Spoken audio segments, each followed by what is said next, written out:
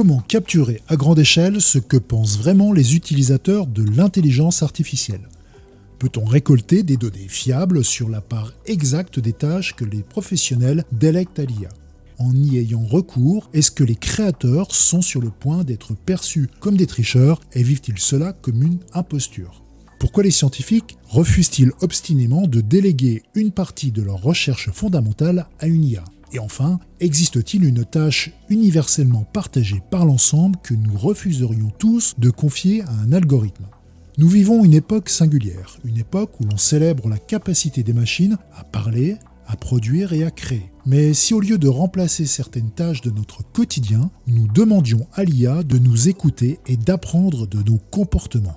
Dans ce nouvel opus, nous nous intéresserons davantage à ce que les clients, les équipes, les utilisateurs ressentent vraiment face à l'usage de l'IA et comment celle-ci s'est transformée en un sociologue patient et déterminé dans une étude bien singulière menée au sein des équipes de chez Anthropic. Bonjour et bienvenue dans ce nouvel opus consacré à l'écoute algorithmique et à la réalité, il faut le reconnaître, un peu inconfortable à laquelle s'est prêté Anthropic Interviewer et à cette nouvelle approche qui transforme l'écoute systématique en avantage stratégique pour les entrepreneurs. Commençons d'abord par comprendre le mécanisme. Anthropic, la société détentrice de l'IA Claude, a mené une étude auprès de leur propre équipe afin de déterminer l'impact de Claude et de Claude Code sur leur travail.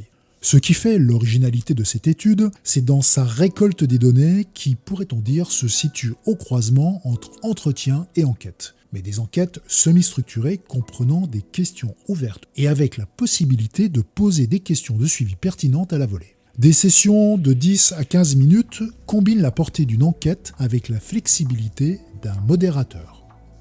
En associant cette analyse par l'IA, l'équipe peut identifier des tendances quantitatives et permet d'expliquer pourquoi ils existent. Claude joue donc ici le rôle du sociologue infatigable, disponible 24 heures sur 24 pour écouter et analyser de façon systémique ceux qui vivent l'IA au quotidien. Imaginons un instant le défi. Vous voulez comprendre comment 1250 professionnels, concepteurs, chercheurs, employés administratifs, vivent subjectivement leur rapport à l'IA en passant outre leur déclaration de principe et ce qu'ils affichent sur LinkedIn. Il s'agit de récolter à la fois leur vécu que leur ambivalence et contradiction. Traditionnellement, vous auriez besoin d'une armée d'enquêteurs, des mois entiers de transcription, d'une méthode qualitative lourde et coûteuse. Eh bien, Anthropic a conçu un système en 3 phases qui s'affranchit de cette lourdeur. La phase 1 correspond à une planification sur mesure, dans laquelle les chercheurs définissent les hypothèses, le cadre, les angles morts à explorer. Claude suggère ensuite une grille d'entretien adaptée, et vous remarquerez que c'est une IA qui prépare le terrain pour mieux comprendre des humains qui utilisent de l'IA, ce qui nous offre déjà là matière à réflexion. Mais bon, passons.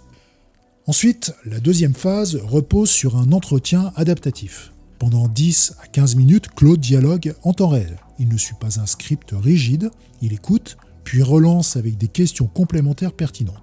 L'objectif étant de dépasser les réponses de surface, atteindre le vécu, l'affect, la tension non dite.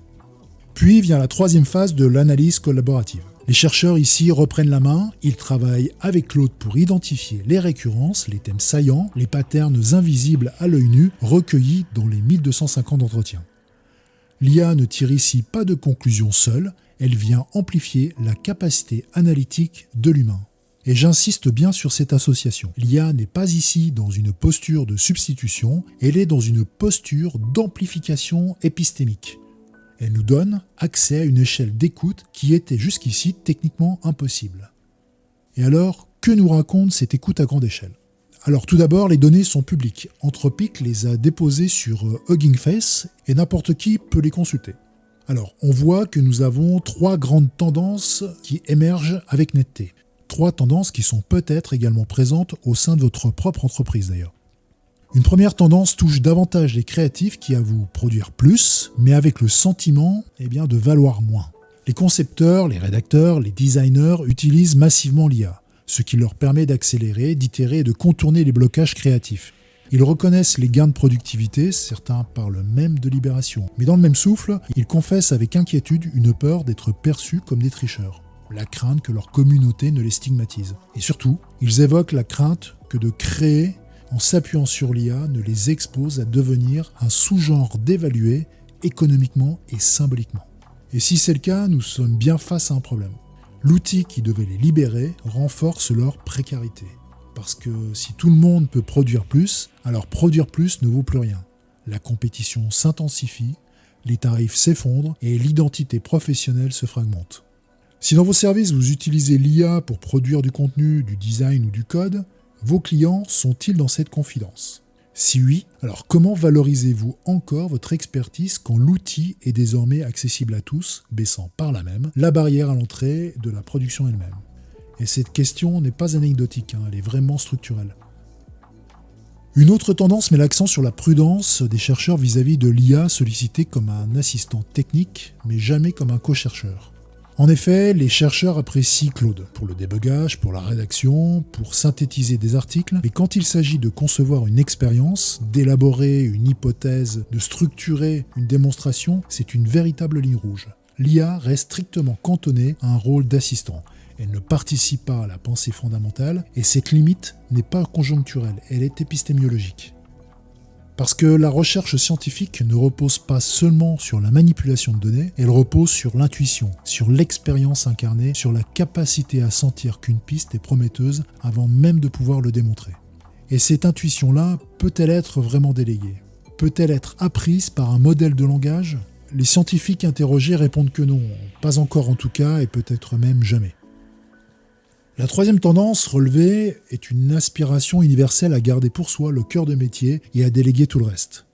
Alors, il y a un consensus qui ressort de tous ces témoignages, une aspiration partagée quasiment universelle.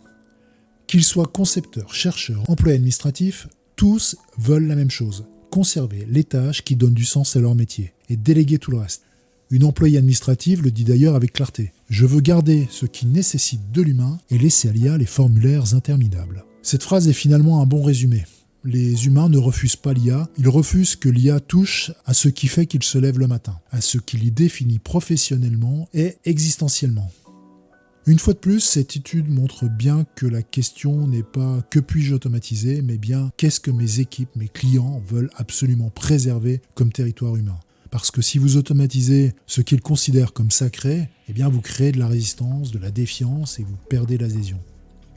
Ce qui rend Anthropic Interviewer si remarquable, ce n'est pas sa prouesse technique. Claude dialoguait déjà depuis des mois. Non, ce qui est vraiment intéressant, c'est la posture. Anthropic ne présuppose pas comment l'IA impacte nos vies, mais prend le parti de créer un système pour écouter de façon systématique ceux qui la vivent au quotidien.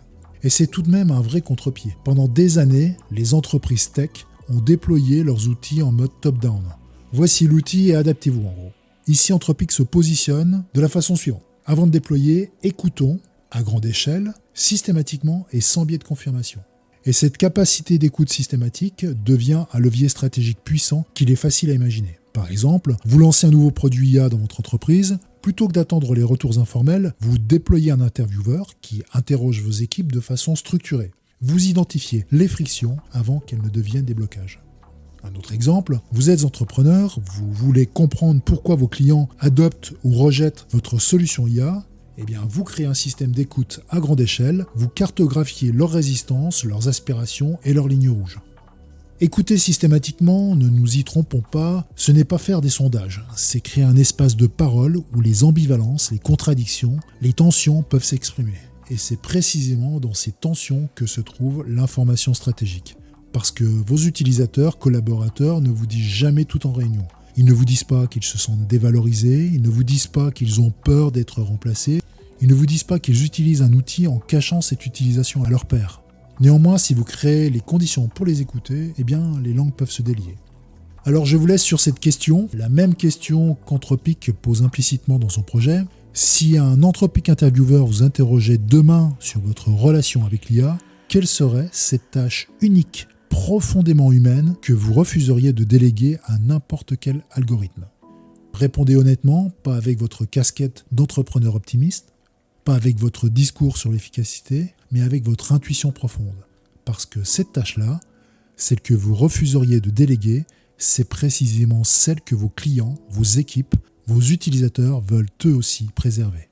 La plus grande intelligence artificielle consiste parfois simplement à créer les conditions pour que l'intelligence humaine puisse s'exprimer et être entendue.